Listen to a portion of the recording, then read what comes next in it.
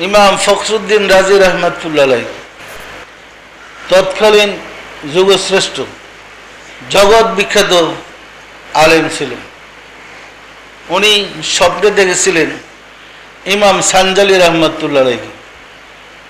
আল্লাহ তাকে দেখাইছিলেন, তুমি যদি মুক্তি পেতে চাও, ইমান নিয়ে কবরে যেতে চাও, ইমাম সানজালি রহমতুল্লাহর কাছে বায়াত গ্রহণ করো। ফখরুদ্দিন রাজি রহমতুল্লাহ আলাইহি ইমাম সানজালি রহমতুল্লাহর কাছে বায়াত হতে গেলেন। ইমাম সানজালি রহমতুল্লাহ আলাইহি জানতে ছিলেন, তুমি কে? বলেন, আমি রাজি। কোন রাজি? ফখরুদ্দিন রাজি। জি হুজুর। ওরে বাবার, এত বড় আলেম আপনি, আমি আপনার মরিদ করতে পারবো? আমার পক্ষে আপনার মরিদ করা সম্ভব না। হুজুর, আমি স্বপ্নে দেখে আসছি, দয়া করে আমাকে মরিদ। বললে, একটা বোতলের ভিতরে যদি পানি থাকে মধু ঢুকানো যায় না। আপনার ভিতরে শরীরের ভরপুর, আমি ওইখানে আল্লাহর প্রেম ঢুকাতে পারবো না। আমার পক্ষে আপনাকে মরিদ করা সম্ভব না। খালি বান্ডুলা দেখলে আমি দিব কি? এই কারণে মুর্শিদের দরবারে খালি হয়ে যেতে হয়। বড় থাকলে দিবি কি? পরিষ্কার না? পরিষ্কার না? আর এই বাস্তবতার জন্যে কাবা করে যখন মানুষ হজ করতে যায়, মুর্দার সাইজা, খালি সাইজা, এক টুকরা সাদা কাপড় গায়ে দেয়, আর এক টুকরা সাদা কাপড় পইরা, খালি মাথায় খালি পায়ে তোয়াফ ফিরায় বলে, লাব্বায়েক আল্লাহুম্মা লাব্বায়েক। খালি না হইলে আল্লাহ তারে দিবে কি? পরিষ্কার না? পরিষ্কার নয়? এই কথা বলার পরে উনি মনে কষ্ট পাইলেন। কষ্ট পাওয়ার পরে উনি চিন্তা করলেন, হুজুরে বললেন, ঠিক আছে, আপনি যখন এত অনুরোধ করতেছেন বায়াত হবেন, 1 বছর কাল আপনাকে জঙ্গলে থাকতে হবে। প্রথমে শর্ত লাগাই দিয়েছে। বড় হুজুরে দেখেন পাড়াইল জঙ্গলে, 1 বছর কাল জঙ্গলে থাকবেন, কিন্তু সাথে কোনো কিতাব লয়ে যেতে পারবেন না। তো উনি ভাবলেন, ঠিক আছে, 1 বছর আল্লাহ আল্লাহ করে কাটাইলে কোনো মতো।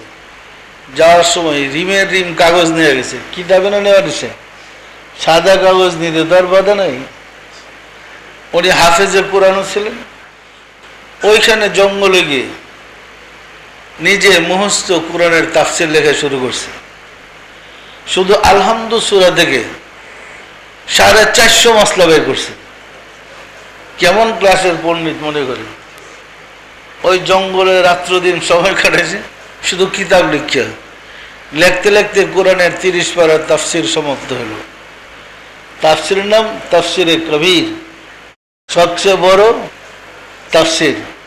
এটা কিন্তু জঙ্গল থেকে লেখছে, কোনো বাড়িতে অন্য কোনো কিতাবের সাহায্য নেই। মস্ত আসার সময় কিতাবের বোঝাটা সাথে নেই, বাড়ি না গিয়া হুজুরের দরবারে গিয়ে হাজির হলেন। কিন্তু যিনি তাকে নির্বাসিত করলেন, তিনি তো তার দিকে একটা চোখ লাগাই রাখছেন। কি, আমি তার জঙ্গলে পাঠালাম, কি করে দেখি।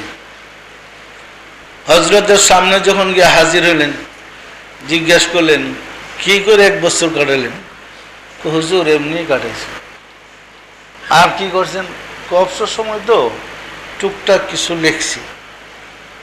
বাইর করেন তো, কি লিখছেন?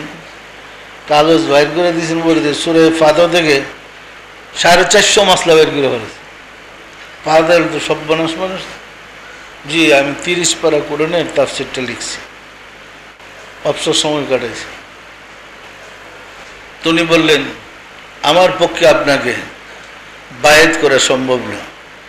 আমি চাইছিলাম জঙ্গলে রেখা আপনার এলেমটাকে খালি করে দিতে, এরপর আপনার ভিতরে আল্লাহর নূরের এলেমটা ঢুকাইতে। আপনি দিয়ে এলেমটা তাজা করে আসলেন, আমার পক্ষে এটা সম্ভব না আপনার বায়াত করে। বিদায় দেওয়ার পরে ওটা মনের দুঃখে খুবই আক্রোশে জিততে যা বলেন, কান্না দিছে একদম, মনের দুঃখে চলে আসছে। আয়েশা চিন্তা করলেন, যা মুরিদজন হতে পারলাম না, আমার ব্যবস্থা আমাকেই করতে হবে। হে কিন্তু যুগের একজন ইমাম। কি, তো উনি জানতেন কোরআন হাদিস মন্থন করে মৃত্যুর সময় শয়তান মানুষকে বেঈমান করার জন্য আব্বা আম্মার সুরুদ্দিরা বিভিন্ন প্রশ্ন করে আল্লাহর একত্ববাদ থেকে দূরে সরে দিবে। তখন তিনি কোরআন থেকে 1000 মাসলা বাইর করলেন, 1000 দলিল বাইর করলেন আল্লাহ যে এক। 1000 দলিল বাইর করে সব রেডি রাখছেন, মৃত্যুর সময় আমি আমার এই দলিল দেওয়া শয়তানের সাথে মোকাবেলা করব। আমার কথা কি বুঝতে অসুবিধা হচ্ছে? আস্তে আস্তে তার সময় গণিয়ে আসলো। ওই 2 সাইড 10 জন হুজুরের পিছনে লেখক থাকতেনি। ইমাম তো যা বলে এটাই তার সম্প্রদায়ের জন্য দলিল। ওই কাতে ভাইরা সবসময় তার পাশে থাকতো। একদিন অসুস্থ হয়ে বললেন, আস্তে আস্তে নিস্তেজ হয়ে যেতেছে, সারা দেশে সারা করে গেল, হুজুরের শেষ সময় এসে গেছে, উনি বোধহয় আর বাঁচবেন না। দেখতে দেখতে হুজুর অজ্ঞান হয়ে গেলেন। অজ্ঞান হওয়ার পরে উনি দেখতেছে, উনি দেখেন অজ্ঞান, উনি দেখতেছে মালাকুল মউত তার রুহনীতে যখন আসছে, ইবলিস তার সাথে বাহের শুরু করছে। ওই কিতামতের শুরুতে ইবলিস বললেন, হুজুর ইমাম সাহেব বলেন তো আল্লাহ তার দলিল দেন। উনি বললেন, আমি শত শত দলিল দিব আমার আল্লাহ। জাহেরে দিকে কিন্তু জ্ঞান লোপ পেয়ে গেছে, রুহু তো মরে নাই। মালাকুল মউত তো রুহু নিতে আসবে, সাওয়াল জবাব শুরু হয়েছে। এমন মানুষ নেই মৃত্যুর সময় আজরাইলকে দেখে না, সবাই দেখে, কিন্তু আমরা বসা যারা আমরা কি দেখি? তো ওই চক্ষু খুলছে বলে উনি দেখতেছে ইবলিসকে, আয়সা বলতেছে, হুজুর বলেন আল্লাহ একের দলিল দেন, না স্বীকার করেন আল্লাহ একাধিক। উনি একের পর এক দলিল দিতে শুরু করেন, আমার আল্লাহ এক, কুল হু আল্লাহু আহাদ, আছে না নাই? এরকম কোরআন থেকে দলিল দিতে শুরু করলো। তো মারদুদ শয়তান হে তো সাধারণ না, ফেরেশতাদের শিক্ষক ছিল। নাহনু আকরাবু ইলাইহি মিন হাবলিল ওয়ারিদ, নাহনু বহু বচন, আমরা তোমাদের শাহরুগের চেয়ে নিকটে। এই যে আল্লাহ একাধিক, আমরা এক বচন না বহু বচন? ওই রকম আমরা শব্দটা ব্যবহার করে কোরআনে আল্লাহ যত জায়গায় বলছে, ইবলিস শয়তান সেই দলিল দিয়ে দিয়ে তার দলিলগুলা খণ্ডন করে ফেলেছে। উনি সর্বশেষ 1000 দলিল দিয়ে একবার আর একটা দলিলও দিতে পারে আর নাই, তো পুঁজি যা ছিল শেষ। এখন মারদুদ শয়তান বলে, এখন বলেন আমার আল্লাহ একাধিক, না হয় দলিল দেন, হয়তো বলেন আমার আল্লাহ একের বেশি, না হয় দলিল দেন আল্লাহ একের। ইমাম সাহেব কিন্তু মানে একদম চরম সংকটে পড়ে গেছে, সারা জীবন সাধনা, সারা জীবনের কর্ম দন সব শেষ। এমন সময় হযরত ইমাম সান্দালি রহমতুল্লাহ আলাইহি যে উলি আল্লাহর কাছে উনি বায়াত হতে গেছিলেন, উনি 4500 মাইল দূরে আসরের নামাজের উজু করতেছিলেন। যখন উজু করতেছে, খাদেম বদনা দিয়ে পানি ডালতেছে আর উনি হাত দিতেছে। তো প্রতিদিন এক বদনা পানি দিয়ে হুজুরের উজু শেষ হয়। আজকে 3 বদনা পানি ডালছে, কিন্তু হাত ধোয় শেষ হয়। উনি হাত মোবারক ধুইতেছে, আর টিভির পর্দায় আমরা যেমন দেখি, দেখতেছে ইমাম সাহেবের সাথে শয়তানের কি হইতেছে। পরিষ্কার না পরিষ্কার না?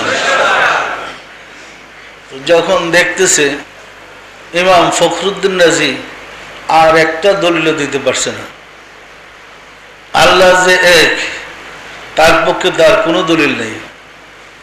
মৃত্যুর সময় সে বেঈমান হয়ে কবরে যাচ্ছে। তখন ইমাম সানজালি রহমতুল্লাহ আলাইহি এই দৃশ্য দেখে শেষ অবস্থায় খাদেমের কাছ থেকে থাবা দিয়ে ওই বদনাটাকে কেড়ে নিয়ে ফিক্কা ফেলা করে, বলো বিনা দলিল আমার আল্লাহ এক। খাদেম তো আগামাতার কিছু বুঝে নেই, সে দেখছে তার হাত থেকে হুজুরে বদনাটা কেড়ে নিয়ে নিক্ষেপ করে বলছে, বলো বিনা দলিল আমার আল্লাহ এক। ইমাম ফখরুদ্দিন রাজি রহমতুল্লাহ দেখে তার চোখের সামনে তার মুর্শিদ,